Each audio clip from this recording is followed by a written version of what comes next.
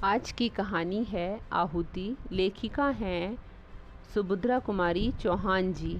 जनाने अस्पताल के पर्दा वार्ड में दो स्त्रियों को एक ही दिन बच्चे हुए। कमरा नंबर 5 में बाबू राधेश्याम जी की स्त्री मनोरमा को दूसरी बार पुत्र हुआ था। उन्हें प्रसूति ज्वर हो गया था। उनकी अवस्था चिंताजनक थी। वे मृत्यु की घड़ियां गिन रही थीं। कमरा नंबर 6 में शकुंतला की मां के 7वां बच्चा लड़की हुई थी। मां बेटी दोनों स्वस्थ और प्रसन्न थी। घर में कोई बड़ा आदमी न होने के कारण मां की देखभाल कुंतला ही करती थी। उसके पिता एक दफ्तर में नौकरी करते थे। उन्हें पत्नी की देखभाल करने की फुर्सत ही कहाँ थी। पंडित राधेश्याम जी एडवोकेट अपनी माँ और कई नौकरों के रहते हुए भी पत्नी को छोड़कर कहीं न जाते थे। 10 दिन के बाद कुंतला की माँ पूर्ण स्वस्थ होकर बच्ची समेत अपने घर चली गई और उसी दिन राधेश्याम जी की स्त्री का देहांत हो गया। अपने नवजात शिशु को लेकर वे भी घर आए, किंतु पत्नी विहीन घर उन्हें जंगल से भी अधिक सूना मालूम हो रहा था। पत्नी के देहांत के बाद राधेश्याम जी ने दृढ़ निश्चय कर लिया था कि वे दूसरा विवाह नहीं करेंगे। मनोरमा पर उनका अत्यंत प्रेम था। वह अपने चिन्ह स्वरूप जो एक छोटा सा बच्चा छोड़ गई थी, वही राधेश्याम जी का जीवन आधार था। वे कहते थे कि इसी को देखकर और मनोरमा की मूर्ति की पूजा करते हुए अपने जीवन के शेष दिन बिता देंगे। जिस हृदय मंदिर में वे एक बार मनोरमा की पवित्र मूर्ति की स्थापना कर चुके थे, वहां पर किसी दूसरी प्रतिमा को स्थापित नहीं कर सकते थे। घर से उन्हें विरक्ति सी हो गई थी। भीतर वे बहुत कम आते, अधिकतर बाहर बैठक में ही रहा करते। घर में आते ही वहां की एक एक वस्तु उन्हें मनोरमा की स्मृति दिलाती। उनका हृदय विचलित हो जाता। जिस कमरे में मनोरमा रहा करती थी, उसमें सदा ताला पड़ा रहता। उस कमरे में वे उस दिन से कभी नहीं गए जिस दिन से मनोरमा वहां से निकली थी। जीवन से उन्हें वैराग्य सा हो गया था। आने जाने वालों को वे संसार की असारता और शरीर की नश्वरता पर लेक्चर दिया करते। कचहरी जाते वहां भी जी न लगता। जिन लोगों से 50 रुपया फीस लेनी होती, उनका काम 25 में ही कर देते। गरीबों के मुकदमे में वे बिना फीस के ही खड़े हो जाते। सोचते, रुपए के पीछे हाय हाय करके करना ही क्या है, किसी तरह जीवन को ढकेल ले जाना है। तात्पर्य यह है कि जीवन में उन्हें कोई रुचि ही ना रह गई थी। दूसरे विवाह की बात आते ही उनकी गंभीर मुद्रा को देखकर किसी को अधिक कहने सुनने का साहस ही ना होता। अतएव सभी यह समझ चुके थे कि राधेश्याम जी अब दूसरा विवाह ना करेंगे। उनकी माता ने भी उनसे अनेक बार दूसरे विवाह के लिए कहा, किंतु वे टस से मस ना हुए। अंत में वे अपनी इस इच्छा को साथ ही लिए हुए इस लोक से विदा हो गई। इसके कुछ ही दिन बाद राधेश्याम जी जब एक दिन अपने बैठक में कुछ मित्रों के साथ बैठे थे और बाहर उनका लड़का हरिहर नौकर के साथ खेल रहा था, सामने से एक तांगा निकला। ना जाने कैसे तांगे का एक पहिया निकल गया और तांगा कुछ दूर तक घिसटता हुआ चला गया। एक 7-8 साल का बालक तांगे पर से गिर पड़ा और एक बालिका जो कदाचित उसकी बड़ी बहन थी, गिरते गिरते बचकर दूसरी तरफ खड़ी हो गई। चालक को अधिक चोट आई थी। बालिका ने मृग शावक की तरह घबराए हुए अपने 2 सुंदर नेत्र चंचल गति से सहायता के लिए चारों ओर फेरे और फिर अपने भाई को उठाने लगी। राधेश्याम जी ने देखा और दौड़ पड़े। बालक को उठाकर झाड़ने पोंछने लगे। राधेश्याम के एक मित्र जगमोहन, जो राधेश्याम के साथ ही दौड़कर बाहर आए थे, बालिका को संबोधन करके बोले, कहाँ जा रही थी कुंतला? मौसी के घर जनेऊ है, वहीं अम्मा के पास जा रही थी, कुंतला ने शर्माते हुए कहा। कुंतला को देखते ही राधेश्याम जी की एक सोई हुई स्मृति जाग सी उठी। दूसरा तांगा बुलवाकर कुंतला को इसमें बिठाकर उसे रवाना करके राधेश्याम जगमोहन के साथ अपने बैठक में आ गए। एक दिन बात ही बात में राधेश्याम ने जगमोहन से पूछा, भाई वह किसकी लड़की थी जो उस दिन तांगे पर से गिर पड़ी थी? जगमोहन ने बतलाया, वह पंडित नंदकिशोर तिवारी की कन्या है। पढ़ी लिखी, गृह कार्य में कुशल और सुंदर होने पर भी धना अभाव के कारण वह अभी तक कुंवारी है। बेचारे तिवारी जी 50 रुपये माहवार पर एक ऑफिस में नौकर हैं। बड़ा परिवार है। 50 रुपये में खाने पीने पहनने को भी मुश्किल से पूरा पड़ता है। फिर लड़की के विवाह के लिए 2-3 हज़ार रुपये कहाँ से लाए? कानी कुब्जों में तो बिना बहरोनी के कोई बात ही नहीं करता, कष्ट में है बेचारे। लड़की सयानी है, पढ़ा लिखा कर किसी मूर्ख के गले भी तो नहीं बांधते बनता। एक बार तिवारी जी पर उपकार करने की सद्भावना से राधे श्याम जी का हृदय आतुर हो उठा, किंतु तुरंत ही मनोरमा की स्मृति ने उन्हें सचेत कर दिया। तिवारी जी पर उपकार करना मनोरमा को हृदय से भुला देना था। राधे श्याम को जैसे कोई भूली बात याद आ गई हो। वे अपने आप ही सिर हिलाते हुए बोल उठे, नहीं, यह कभी नहीं हो सकता। राधे श्याम के हृदय की हलचल को जगमोहन ने ताड़ लिया। वार करने का उन्होंने यही उपयुक्त अवसर समझा। संभव है निशाना ठीक पड़े। जगमोहन बोले, तुम क्या कहते हो राधे श्याम? है ना लड़की बड़ी सुंदर, पर बेचारी को कोई योग्य वर नहीं मिलता। अगर तुम इससे विवाह कर लो तो कैसा रहे? राधे श्याम उदासीनता से बोले, भाई लड़की तो सुंदर जरूर है, पर मैंने तो विवाह न करने की प्रतिज्ञा कर ली है।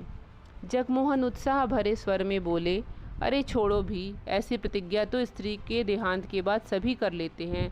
उसके माने यह थोड़े है कि फिर कोई विवाह करता ही नहीं। अरे भाई, जन्म और मृत्यु जीवन में लगा ही रहता है। संसार में जो पैदा हुआ है वह मरेगा, जो मरा है फिर आएगा। रंज किसे नहीं होता, किंतु उस रंज के पीछे बैरागी थोड़े ही बन जाना पड़ता है। और फिर अभी तुम्हारी उम्र ही क्या है, यही ना 35-36 साल की, बस जीवन भर तपस्या करने की बात है। बिना स्त्री के घर जंगल से भी बुरा रहता है। ब्रजेश की माँ 4 दिन के लिए मैके चले जाती है तो घर जैसे काट खाने को दौड़ता है। राधे श्याम बोले, यह कोई बात नहीं जगमोहन, घर से तो मुझे कोई मतलब नहीं है। जिस दिन मनोरमा का देहांत हुआ मेरे लिए घर घर ही नहीं रह गया। बात इतनी है कि बच्चे की देखभाल करने वाला अब कोई नहीं है। अम्मा थी तब तक तो कोई बात ना थी, पर अब बच्चे की कुछ भी देखभाल नहीं होती। नौकरों पर बच्चे को छोड़ देना उचित नहीं, और मैं कितनी देखभाल कर सकता हूँ तुम ही सोचो। परिणाम यह हुआ कि बच्चा दिनों दिन कमज़ोर होता जा रहा है। राधे श्याम का विवाह कुंतला के साथ हो गया। उनकी उजड़ी हुई गृहस्थी में बहार आ गई। मनोरमा के बंद कमरे का ताला खोलकर उनके चित्रों पर हल्का रंगीन जाजिम का पर्दा लगा दिया गया। उस घर में फिर से नुपुर की ध्वनि सुनाई पड़ने लगी। चतुर गृहिणी का हाथ लगते ही घर फिर स्वर्ग हो गया। कुंतला की कार्यकुशलता और बुद्धि की कुशाग्रता पर राधे श्याम मुग्ध थे। कुंतला के प्रेम के प्रकाश से उनका हृदय आलोकित हो उठा। अब वहाँ पर मनोरमा की धुंधली स्मृति के लिए भी स्थान ना था। वे पूर्ण सुखी थे। राधे श्याम जी ने दूसरा विवाह किया था, संभवतः हरिहर की देखभाल के लिए, किंतु इस समय कुंतला को हरिहर से अधिक राधे श्याम की देखभाल करनी पड़ती थी। उनकी देखभाल से ही वह परेशान हो जाती, इतना थक जाती कि उसे हरिहर की तरफ आंख उठाकर देखने का भी अवसर न मिलता। कुंतला के असाधारण रूप और यौवन ने तथा राधेश्याम जी की ढलती अवस्था ने उन्हें आवश्यकता से अधिक असावधान बना दिया था। बुरा भला कैसा भी काम हो, सबकी एक सीमा होती है। राधे श्याम के इस अनाचार से कुंतला को जो मानसिक वेदना होती सो तो थी ही, इसका प्रभाव उसके स्वास्थ्य पर भी पड़े बिना ना रहता। कुंदन की तरह उसका चमकता हुआ रंग पीला पड़ गया, आंखें निस्तेज हो गई, 6 महीने की बीमार मालूम होती। वैसे ही वह स्वभाव से सुकुमार थी। अब चलने में उसके पैर कांपते, सदा हाथ पैर में दर्द बना रहता, जी सदा ही अलसाया रहता। खाट पर लेट जाती तो उठने की हिम्मत ना होती। कुंतला की इस अवस्था से राधे श्याम अनभिज्ञ हो सो बात ना थी, उन्हें सब मालूम था। कभी कभी ग्लानि और पश्चाताप उन्हें भले ही होता, किंतु लाचार थे। कहते हैं ढलती उम्र का विवाह और दूसरे विवाह की सुंदर स्त्री मनुष्य को पागल बना देती, था भी कुछ ऐसा ही। कुंतला अपने जीवन से कुछ बेजार सी हो रही थी, किंतु वह राधे श्याम को किस प्रकार रोक सकती थी? वह तो उनकी विवाहिता ठहरी। इधर कुछ दिनों से शहर में एक स्त्री समाज की स्थापना हुई। एक दिन उसकी कार्यकारिणी कुछ महिलाएं आकर कुंतला को निमंत्रण दे गई। कुंतला ने सोचा, अच्छा ही है, घंटे 2 घंटे घर से बाहर रहकर अपने इस जीवन के अतिरिक्त भी देखने और सोचने समझने का अवसर मिलेगा। उसने निमंत्रण स्वीकार कर लिया। वहाँ गई भी। वहाँ जितनी स्त्रियों ने भाषण पढ़े या दिए, कुंतला ने सुना। उसने सोचा वह इन सब से अधिक अच्छा लिख सकती है और बोल सकती है। घर आकर उसने भी एक लेख लिखा।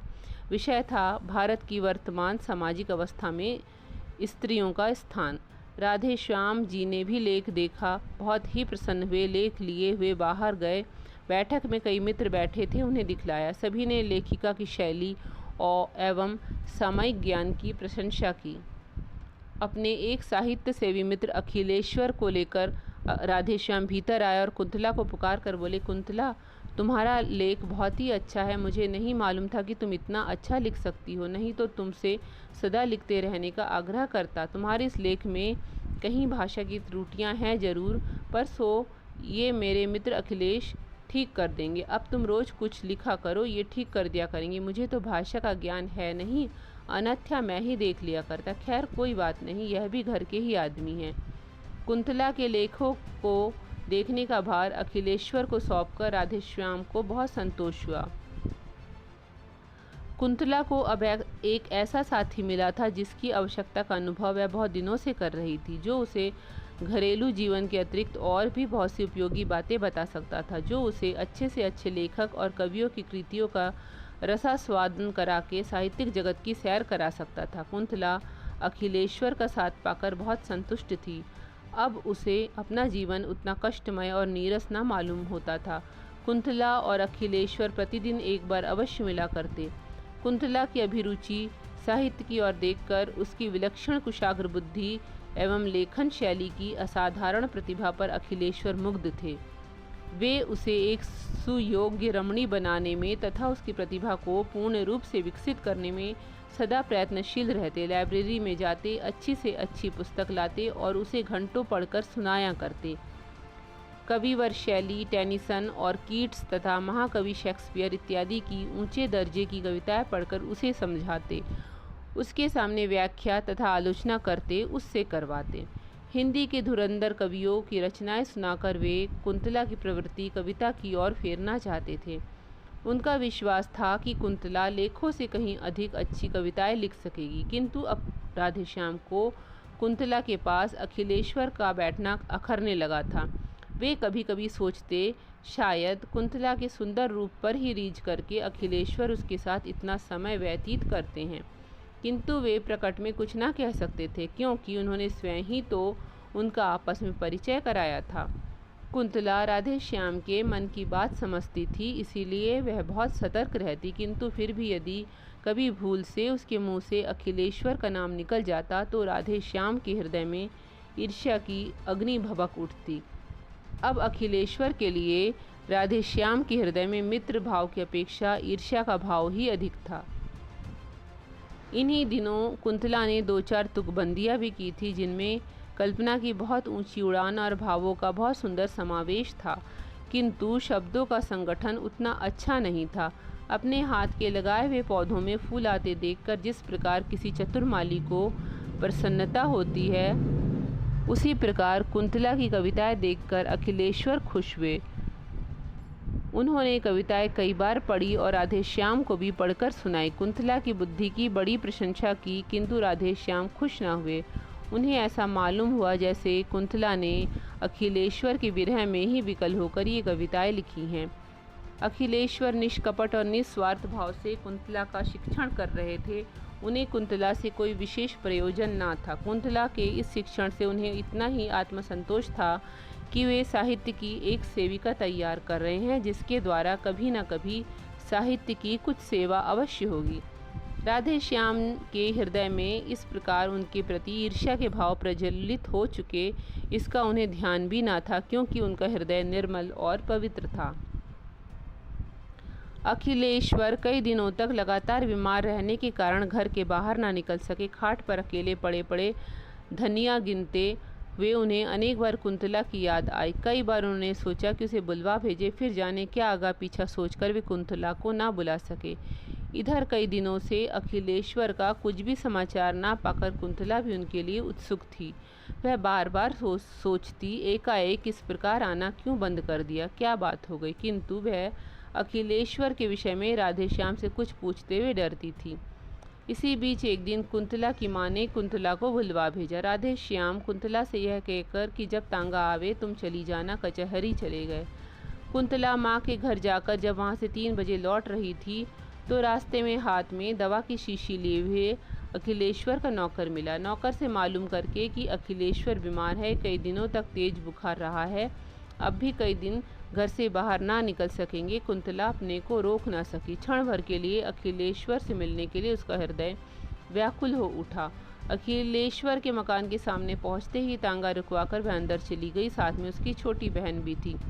अचानक कुंतला को अपने कमरे में देखकर अखिलेश्वर को विस्मय और आनंद दोनों ही हुए। अपनी खाट के पास ही कुंतला के बैठने के लिए कुर्सी देकर वे स्वयं उठकर खाट पर बैठ गए। बोले, कुंतला तुम कैसे आ गई? इस बीमारी में तो मैंने तुम्हारी बहुत याद की।